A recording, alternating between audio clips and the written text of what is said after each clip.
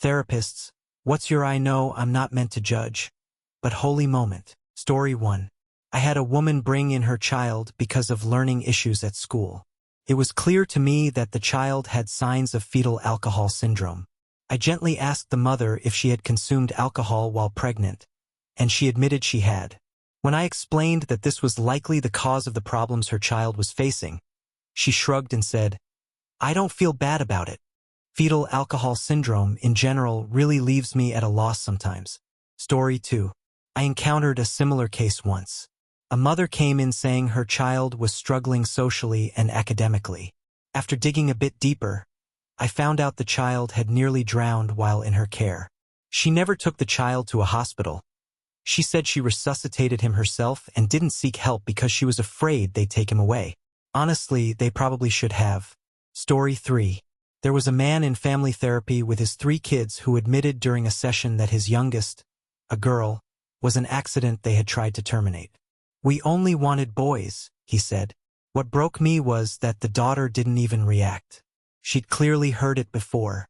They were coming to therapy because this girl was acting out, and they couldn't figure out why. Story 4. I once evaluated a child and had to testify in family court. During the hearing, I learned that the mother had forced her oldest daughter, aged 15 to 17, to sleep with her friends. She told her daughter that if she didn't, her younger siblings would go hungry and have no place to live. Meanwhile, the mom was spending most of the money on drugs. The dad, who had shared custody, was the one paying rent and bringing groceries. Shockingly, the judge didn't terminate her parental rights. She said it wasn't clear that the mother's intention was for the daughter to be assaulted, so she allowed supervised weekend visits. The judge insisted children need their mothers. To this day, I judge both that mother and that judge. Story 5. I worked with a teenager who had an eating disorder so severe she'd been hospitalized for organ damage. One time, I joined her and her mom for dinner. She was in inpatient care and couldn't eat unsupervised. Her mom spent the entire meal counting every single grain of rice she ate so she could tally the calories. I asked her to stop, and she just looked at me and asked why.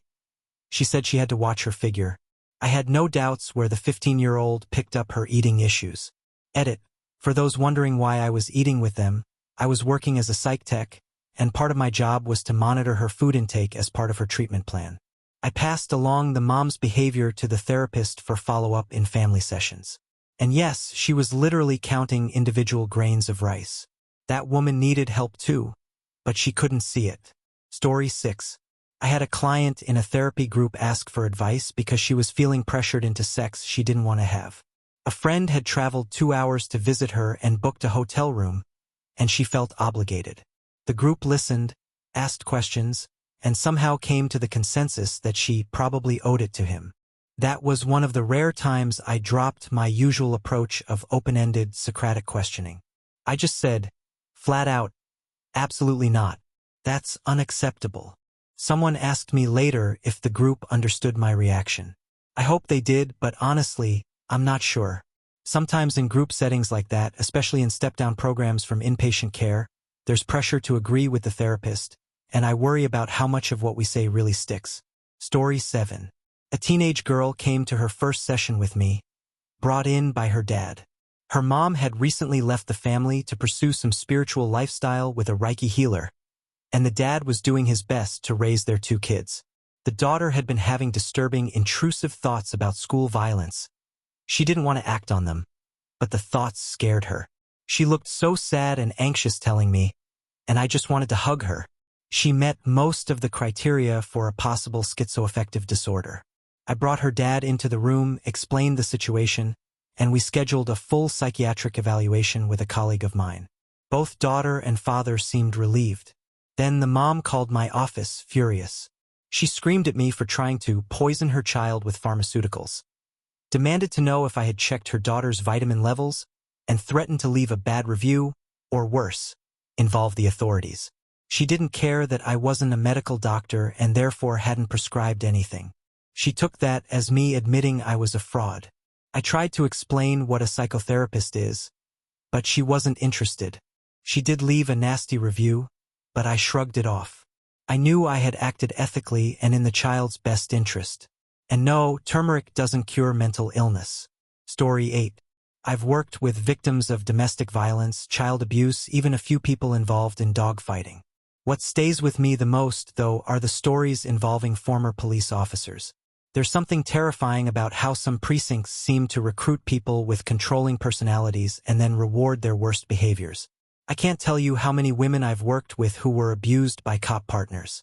Some of them even ended up with criminal charges themselves, because their partners knew how to manipulate the system.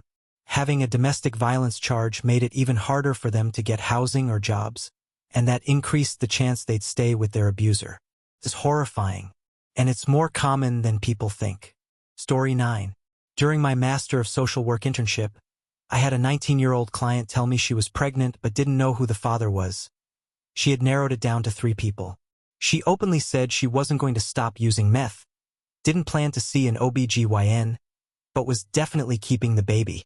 She said her mom would raise the child, just like she had with her previous kids. Someone asked me if I could report this to CPS. The answer is, not yet. CPS usually doesn't get involved until the child is born. If she had open cases for her other kids, maybe there'd be a way to intervene. But since her mom had custody, it was complicated. Story 10. I worked as a pediatric physical therapist in an underserved community years ago. One day, a mother came in with her 9th child. The baby had a minor muscular concern, nothing serious, thankfully.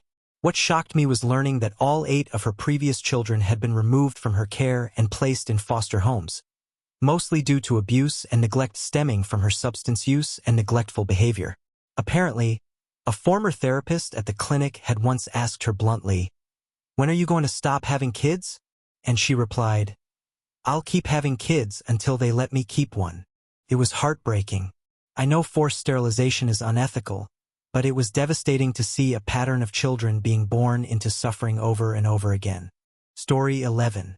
Early in my career, I worked with a 17-year-old girl who had an 18-month-old daughter and was about 4.5 months pregnant at the time.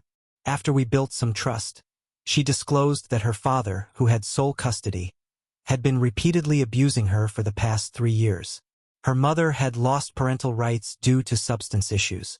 She reported him to the local police, but because it was a small town and the officers were friendly with her dad, they didn't believe her. They said they would only investigate if she gave a full report, with her father present. She was terrified and refused. Her biggest fear was that both of her children were biologically her father's. She wouldn't get a DNA test because she didn't want her feelings for them to change. I filed multiple reports. No one acted. Eventually, with my supervisor's help, we got her in touch with a sexual assault agency out of state. Both agencies split the cost to get her relocated and safe. She had just turned 18 by then. It's been over 20 years, and I still think about her. I hope she's okay. Story 12. I had a client once who admitted to knowingly transmitting HIV to someone while he was struggling with drug addiction. He said he was in such a dark place that he wanted someone else to feel as miserable as he did. This kind of confession triggered a lot of internal conflict for me. Many people assume we can just report something like that to the police, but it's not that simple. In most places, it's only reportable if the client presents a current danger to someone, if they have a plan or intent to cause harm. And this happened in the past. I can't break confidentiality just because I find it morally wrong. It's one of those moments where the ethical standards of the profession clash with personal values. But he was in therapy and trying to get better. I had to hold space for that, no matter how difficult. Story 13. Sometimes clients casually mention that someone in their family, someone still actively involved in their lives, abused them when they were children. It's heartbreaking how often this happens. I specialize in trauma, and I see this pattern a lot. In some cases, the abuser is now elderly and the victim is the one taking care of them. In others, the family expects them to forgive and move on, or worse, doesn't believe them. It's painful to watch people carry that weight while being forced to continue relationships with those who hurt them. Story 14. My mom was abused by her father until she was about 7 years old. She never told anyone until much later.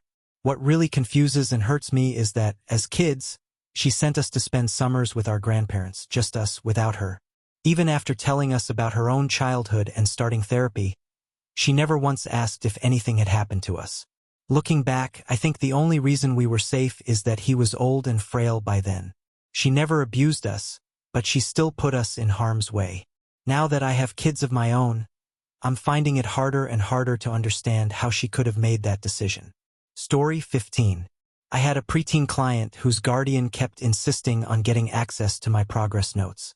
At our clinic, clients and their guardians can access general information, but not detailed session notes. The child was often defiant with others, but they were always respectful and open with me. When I eventually met with both the guardian and parent, things started to make sense. They seemed very focused on controlling the narrative and knowing everything the child said. When I denied their request for the notes, they asked to switch therapists. That's when it really clicked. There was something unhealthy in the family dynamic, and the child was just starting to unpack it. I felt bad having to let go of our work together. We had built a strong therapeutic relationship, and they were finally opening up. Story 16. This one still breaks my heart. I had a social work position where I supported adults with intellectual and developmental disabilities. One day, the mother of one of my clients asked me why I even bothered including her son in group activities. Her son had been placed in state care at age 3. He was 43 when I worked with him and genuinely loved being involved. He responded well, smiled often, and enjoyed interacting with others. Her question left me stunned. It was one of many moments that chipped away at my energy. After almost 8 years in that field, I left. The emotional toll was too much, and I often found myself crying on the way home or drinking to numb the pain. Story 17. I work in the prison system, and cases involving children or animals really affect me. Back when I was a public defender, a bestiality case came across our office. It wasn't flagged properly, and the attorney next to me, who was usually calm and quiet, let out a loud "What the heck?" when he opened the file. There was a ton of evidence. Search history, downloads, and even videos the client had taken himself. When the attorney confronted him, the client replied with something that haunted us all. "I'm not into animals, just German shepherds." That line got passed around the office for years, not because it was funny, but because it was such a disturbing insight into how some people justify the worst behavior. Story 18. My very first intake session as a therapy intern was unforgettable. The client sat down and immediately told me that they had been in a sexual relationship with their cousin since childhood. It was a startling way to begin my career. Someone once told me that cousin relationships aren't always harmful and exist in many cultures. But that wasn't the case here. It had clearly been damaging for this person, and that's why they brought it up. There were so many layers of trauma and confusion wrapped into that disclosure. That session really set the tone for the kind of things I'd need to be prepared to hear in this profession. Story 19. Nothing really shocks me anymore after 30 years in this field. But one of the most consistently disheartening things I see is how some women in the kink community end up in abusive relationships disguised as consensual dynamics. I worked with a woman who had spent 5 years in a dominant, submissive relationship where she was treated more like property than a person. She wasn't allowed to speak freely, wear what she liked, or enjoy anything unless it pleased her partner. If she didn't do exactly as told, she was made to feel worthless. It took a psych ward stay, a major move, and a lot of supportive therapy to help her start healing. I'm thankful she found kink-aware professionals who could help her understand the difference between consensual dynamics and outright abuse. Story 20. During my first-year practicum at a county behavioral health center, I shadowed a colleague for a session with a 10-year-old in foster care. On the way back to the office, my coworker shared that this child had been repeatedly harmed and had formed a strong bond with her new caregivers. The heartbreaking part was that her CPS worker was actively trying to reunite her with her biological mother, even though the mother was still living with the man who had attacked the child. The girl didn't want to go back. Her therapist was advocating for her to stay where she felt safe. I remember thinking, how is that not an immediate deal-breaker for parental rights? It made no sense to me that a child could be sent back into a situation where the abuser was still present. Story 21. I had a case that still haunts me.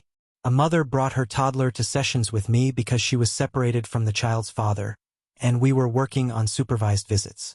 Eventually, she admitted that her partner, her child's father, had been interested in their daughter since she was a baby. She said he had made comments and joked about it often, and that she had known for about 2 years. When I asked why she hadn't left him, she told me, "Because I love him." I ended the supervised visits immediately. I couldn't, in good conscience, participate in any arrangement that might put that child at risk again. I reported the situation to the appropriate agencies, but I still think about that little girl. I hope someone protected her. Story 22. I once had a veteran client who had served time in prison. During a session, he casually admitted to me that his victims were lucky. He said they were honored to be chosen by him and that the charges against him were unfair. He had been assigned to me specifically because he had made female staff uncomfortable, and as a male therapist, I was considered a safer option. Later, I learned that he had been a victim of repeated sexual abuse himself as a child. It didn't excuse his behavior, but it gave me a deeper understanding of the cycle of harm. It was one of the most difficult therapeutic relationships I've ever had to manage. I stayed with the case because I believed even people like him needed help to prevent further harm, but it was never easy. Story 23. I was supervising a therapy team when one of my therapists came to me in tears. She had a client, educated, articulate, and outwardly stable, who told her that she planned to end her life in a few years. She wasn't in immediate danger, according to our clinical guidelines, but she said that living with chronic illness and depression had drained her. She didn't want to die right away. She just didn't see a long-term future for herself. My therapist was shaken. We talked about how to support the client while respecting her autonomy. It was one of those moments that reminded me how heavy this work can be. Some pain doesn't scream. It just quietly sits in the corner until someone finally listens. Story 24. I received a call from a concerned parent about one of my young clients. The parent mentioned something strange their child had said about their sibling.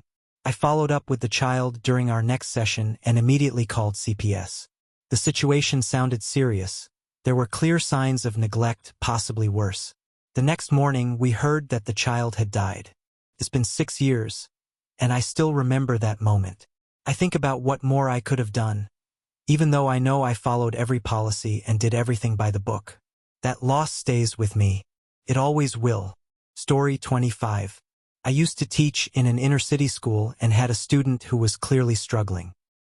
He had visible signs of neglect, unwashed clothes, bruises he couldn't explain, and he often came to school hungry. I made several reports to CPS. Nothing ever came of them.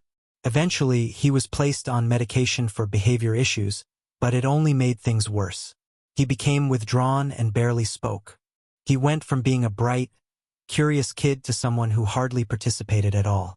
I felt powerless. I still do. Sometimes I wonder what would have happened if someone had stepped in earlier, if someone had really listened. Story 26. I once worked with a mother during a custody evaluation. She mentioned her new partner had been previously investigated for inappropriate behavior with a minor. When I asked if she was concerned about her daughter being around him, she said, "He's changed. He was going through a rough time back then." She fully believed he wouldn't hurt her child. It reminded me of another case where a parent prioritized their relationship over their child's safety. I documented everything and made a report, even though I knew there was a good chance it wouldn't lead to immediate action. Sometimes these cases sit in a file until something terrible happens, and that helpless feeling never really goes away. Story 27. I had a client who was court-mandated to therapy for anger issues, but he quickly revealed much darker thoughts. He talked about how he missed having control over people in his old job. He'd worked as a corrections officer. He said therapy was pointless because people either feared you or they didn't, and power was the only thing that mattered in life. He reminded me of another client I'd once seen, one who had no remorse for the harm he caused. I found myself feeling tense during our sessions. I reviewed my supervision notes constantly, making sure I stayed ethical and calm, even when every part of me wanted to walk away. Not every client comes in wanting to change, and that's one of the hardest truths I've had to accept in this work. Story 28. A young woman came into my practice and, during her third session, told me she had a suicide plan, but not for now. She wanted to live long enough to see her younger sister graduate high school. After that, she said, I think I'll be done. She wasn't at immediate risk, and she'd thought it through in a calm, chilling way. I remembered a similar case from earlier in my career, where someone had mapped out an ending years in advance. It's hard to explain how heavy that is, to know someone is surviving by counting down. We worked on building moments of connection. Small joys. She never promised me she'd stay forever, but she kept showing up. That was enough to begin with. Story 29. Years ago, I worked in a hospital setting and had a child patient who came in after an injury at home. The story didn't quite add up, and I filed a report. Later, I found out that a CPS case had been opened, but the child was sent back home before the investigation was finished. 2 weeks later, the child was back in the ER, this time with injuries that couldn't be explained away. I'll never forget the look in their eyes. They didn't cry. They just stared at me like they were used to it. I testified in court afterward. The child was finally removed from the home, but I always wonder why it took a second round of harm for someone to take it seriously. Story 30. When I was a school counselor, I had a student who used to fall asleep in class nearly every day. He was quiet and withdrawn. The teachers assumed he was just lazy. Eventually, he told me he was working overnight shifts cleaning offices with his mom. He was in middle school. His family was undocumented and terrified of asking for help. They lived in a one-bedroom apartment with 7 people. He had no bed. I tried to get him connected with services, but without documentation, the options were limited. That helplessness reminded me of cases where children fell through the cracks. Not because no one cared, but because the system wasn't built to help them. I did what I could, but I still think about him. I hope someone, somewhere, gave him a break. Story 31. A client came in for anger management after a workplace incident. During our 3rd session, he casually told me he once locked his partner in a closet during a fight. Just long enough to cool her off, he said, smirking. He added that it wasn't abuse because he left her some snacks and water. I sat there, trying to remain composed while my stomach turned. He genuinely believed he was being considerate in that moment. I redirected the conversation toward accountability, but inside, I couldn't stop thinking, what kind of person thinks imprisoning someone with granola bars is compassion? Story 32.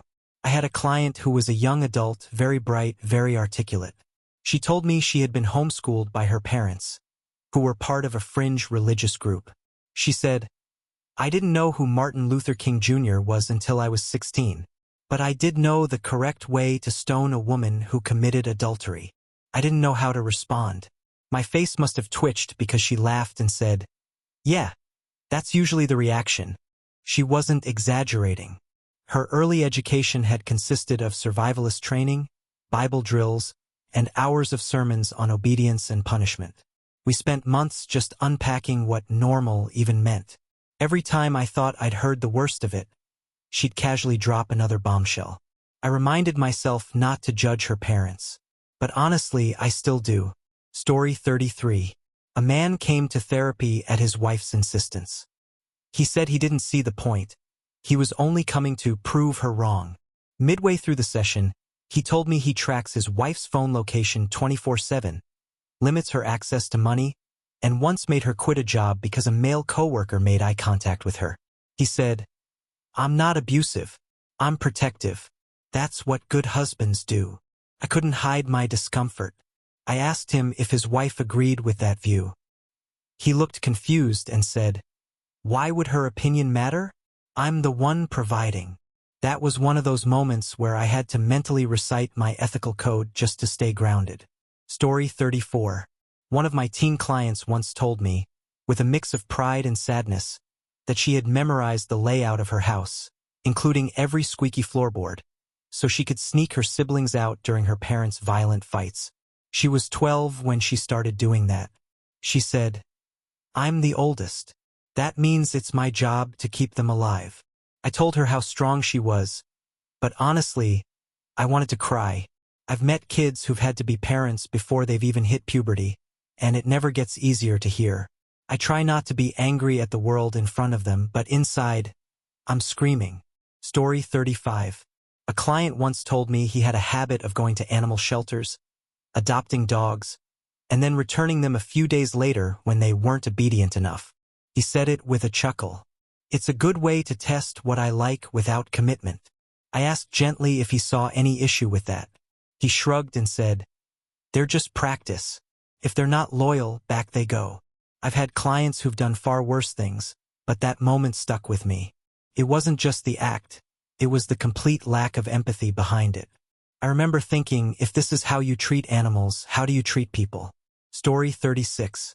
She was 7 years old and came to therapy after her teacher noticed she was always hungry and withdrawn. On her second visit, she brought me a crumpled drawing, stick figures holding hands under a crooked sun. She pointed to one and said, "That's you. You're the first person who asked me if I was okay." She had been living in a motel with her father, who left her alone most nights while he worked. No school lunches, no clean clothes, no one looking out for her. I bought her gloves that winter because she didn't have any. The clinic didn't reimburse me, but I didn't care. When she hugged me at the end of our last session, I had to hold back tears. She was being placed in foster care. She whispered, "Please don't forget me. I never have. I never will." Story 37. I had a client who was a refugee from Syria. He had witnessed the bombing of his village, and during one session, he told me he lost count after burying the 23rd body. He was 14 at the time. He described the smell of dust and blood, how his baby sister's shoes were still tied when he pulled her out from under the rubble. He said, "The worst part is I remember everyone's face. I wish I could forget." He barely cried.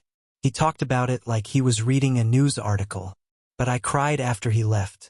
Some pain is so deep, it carves silence into a person. Story 38. A woman in her late 30s came to therapy after her 5th miscarriage. She sat down and said, "Don't say everything happens for a reason. If you do, I'm walking out." I didn't say it. She told me about the nursery she never got to use, the baby names she kept recycling, the friends who stopped inviting her to baby showers because they didn't know what to say. She said, "I keep wondering if my body is punishing me for something I did or didn't do." Grief like that isn't loud. It's slow and constant, like a leaky faucet you try to ignore until it floods the whole kitchen. There's no fix for that kind of loss. You just sit with it, quietly, and let her know she's not alone. Story 39. One of my clients was a transgender teen who had been kicked out of the house after coming out to their parents. They were sleeping in their car and still trying to make it to school every day. They told me, "I don't think I'll make it to graduation unless someone sees me." They weren't just talking about being visible, they meant being seen as real, as worthy. They'd been called names, misgendered constantly, even by staff who were supposed to protect them. I helped them get connected with a shelter and a mentor program, but what I remember most is what they told me a few weeks later.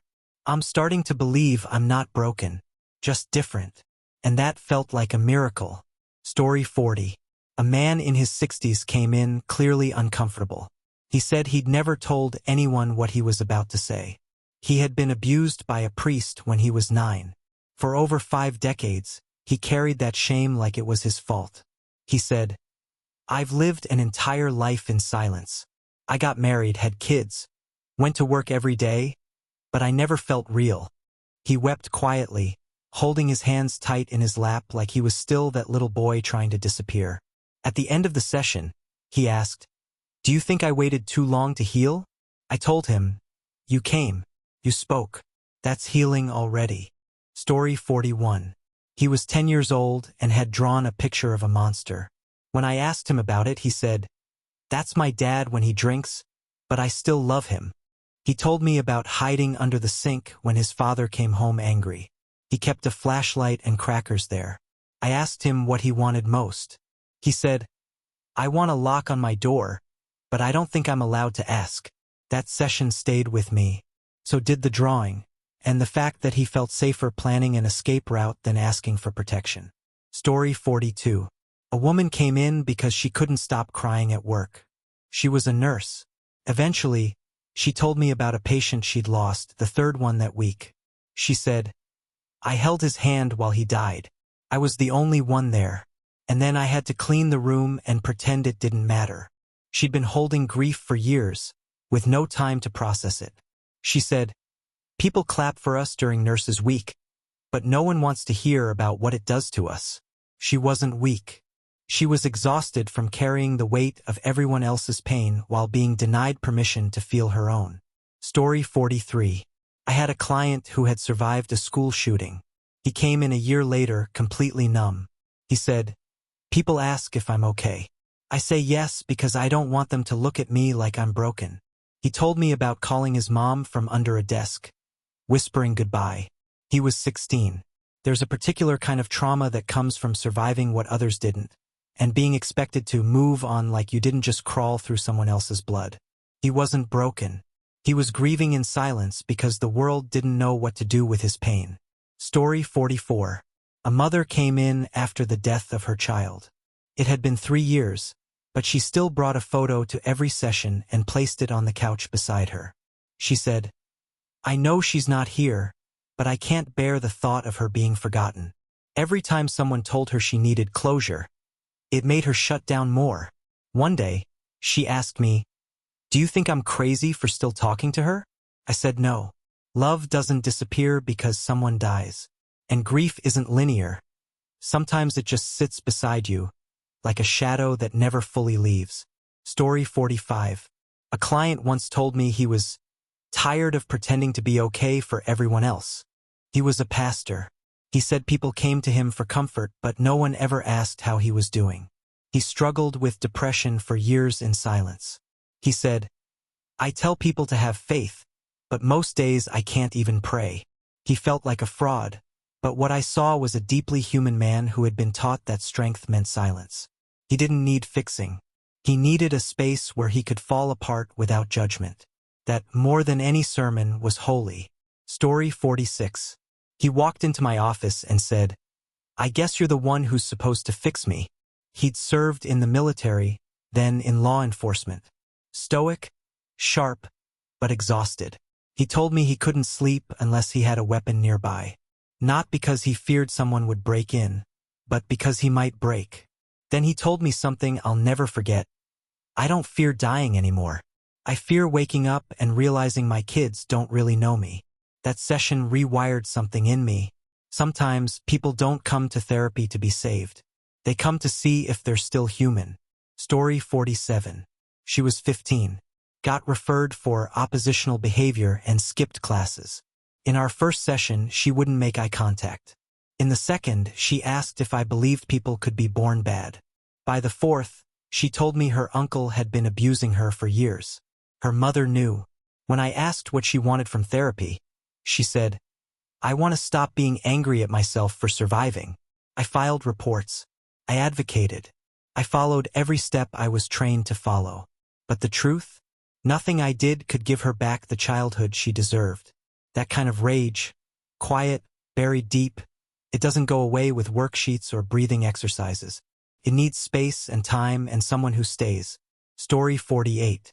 A middle-aged man sat down and told me he'd never cried in front of anyone, not even at his mother's funeral. He said, "I was raised to believe crying was weakness, so I buried everything. My grief, my fear, my guilt." Then he paused and whispered, "But my son cried when his dog died, and I told him to toughen up. He hasn't looked at me the same since." That was the moment he broke. Not over his own pain, but over the pain he passed down. It's easy to judge parents for their mistakes, but sometimes they're just children who never got to heal. Story 49. I once had a client who confessed to having no memories of their childhood before age 10. Just nothing. They came in because they were overwhelmed by panic attacks and couldn't figure out why. Over time, fragments emerged. Flashes of a locked room, a man's voice, a cold bathtub. Then one day, they sat bolt upright mid-session and said, "I think I wasn't supposed to survive." They didn't cry. I did. Later, in private. It's one thing to help someone remember. It's another to witness them realizing the full weight of what was taken from them. Story 50. He was soft-spoken, polite, mid-20s. He told me he'd been in and out of juvenile detention as a teen and wanted to stay straight. Halfway through our work, he shared this. When I was 12, my mom made me shoplift because we didn't have money. Then she beat me for getting caught. He said it like it was normal. Then he added, I still flinch when someone gives me something for free. Like I don't deserve kindness unless I've paid for it in pain. That line gutted me. You spend so much time helping people build better futures, but some part of you always wonders how they even made it to adulthood at all. Story 51. She came in because she said she couldn't stop obsessively cleaning. Her apartment was spotless, but she'd scrubbed the same surface for hours. Eventually, she told me why. When I was little, my mom used to make me clean the house before her boyfriend came over. If it wasn't perfect, he'd punish me. And sometimes, even if it was, he still would. She didn't call it abuse. She called it growing up fast. I asked her when she started cleaning like this. She said, the day after he moved out. I wanted to be the one in control of the mess. It wasn't about hygiene. It was about reclaiming power. I never judged her. But I'll admit, I hated that she had to learn what control meant in a world that never gave her safety. Story 52. He was a 9-year-old boy, small for his age, with big eyes and a quiet voice. He came into therapy after his teacher noticed he never smiled. One session, we were playing with toy dinosaurs, and he made one of them say, "You don't have to hit me to make me listen." I asked him where he heard that. He looked down and whispered, "My mom said it to my dad." But he didn't stop. I stayed calm for him, but my heart cracked. He wasn't even old enough to fully name what was happening at home. But he knew it wasn't right. There's something devastating about a child trying to rewrite his world through plastic toys and whispered voices. Story 53. A client told me he used to be a bully in high school, cruel, relentless. He said, "I made a kid drop out. I think about him every day." Now in his 30s, he was successful, married, with kids of his own. But he couldn't shake the guilt. He told me, "The worst part is, back then I thought I was the victim. I thought hurting him made me strong." I asked him what changed. "My son came home crying one day. He said some boys made fun of his stutter. And I realized, I used to be those boys." He didn't come to therapy to be forgiven. He came to learn how to raise a better man than he was. There's something powerful about someone who chooses to confront who they used to be. Story 54. She was in her late 40s and had just left a decades-long marriage. She told me, "I've never had a favorite color. I always picked his." She couldn't remember the last time she made a decision that wasn't filtered through someone else's needs. She said, "I thought I was being a good wife. Turns out, I was disappearing." We spent weeks exploring who she was without him, without anyone else. One day, she walked in wearing a bright green scarf. "I think I like this color," she said. "I'm not sure, but it feels like me." That moment was small, maybe even trivial. But to her, it was a reclamation. And to me, it was proof that starting over doesn't always come with fireworks. Sometimes it's just a scarf. Story 55. He was a high school senior, top of his class, full ride to college. Everyone called him the golden boy. But in our sessions, he unraveled. He carried his parents' hopes like bricks strapped to his chest. He said, "They came to this country with nothing. I'm not allowed to fail. Not even once." He'd never had a panic attack before. Now they were daily. He told me, "I'm terrified of disappointing people who gave up everything for me." I wanted to tell him he was enough already, but he needed to believe it for himself.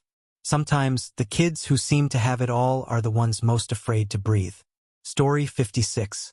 He sat across from me, arms crossed, clearly forced into therapy. When I asked him why he was there, he shrugged.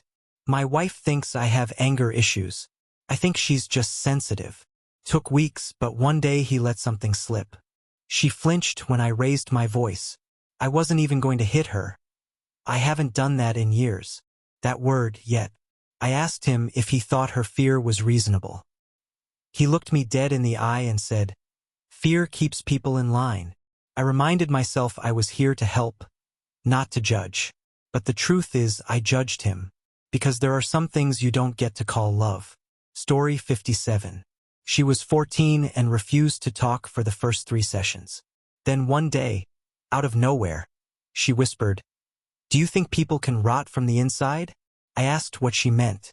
She said, "I feel like something bad is growing inside me, and if I speak too much, it'll come out." Her mother had died by suicide the year before. No one in her family talked about it. At the funeral, they told her to be strong. She was trying. But strength doesn't mean silence. And silence doesn't mean healing. I remember the first time she laughed in session. It was quiet, unsure, like a sound she didn't quite recognize. It was the bravest thing I'd seen in a long time. Story 58. He was in his early 30s, just released from prison. He came in because his parole officer made him, but he stayed because, in his words, "I don't know how to live without chaos." He told me that prison was hard, but freedom was harder. When you've been locked up for over a decade, you forget how to choose. What to wear, what to eat, who to be. He wasn't asking for pity. He was asking for guidance. He said, "I've never had a day where I wasn't in survival mode. What do normal people even think about?" That question stuck with me. It reminded me how many people get labeled by their worst choices, never given space to become anything else. Story 59. She came in with a diagnosis, bipolar disorder, but something didn't sit right. She was bright, funny, self-aware, but always apologizing, always minimizing. One day she said, "My dad used to tell me I was crazy, even when I cried." As we dug deeper, it became clear she wasn't unstable. She was traumatized, gaslighted since childhood, medicated as a teen, told her emotions were wrong. She asked, "What if I'm not broken? What if I've just been lied to?" I told her, "That's a question worth answering." She started journaling again, started trusting her instincts. Sometimes, therapy isn't about curing something. It's about untangling someone from a story they never chose to be in. Story 60. He was 50 and had just lost his mother. He said, "I'm embarrassed to be this upset. People lose parents all the time." But then he told me she was the only person who ever showed him consistent love. He'd grown up in foster care, been homeless at 18, built his life from scraps. She found him later in life after decades apart. They had only 6 years together. "I spent most of my life wondering if anyone wanted me. She made me believe someone did." He wasn't mourning just her. He was mourning the life they didn't get to live. Grief isn't about time. It's about what was lost and what was never found.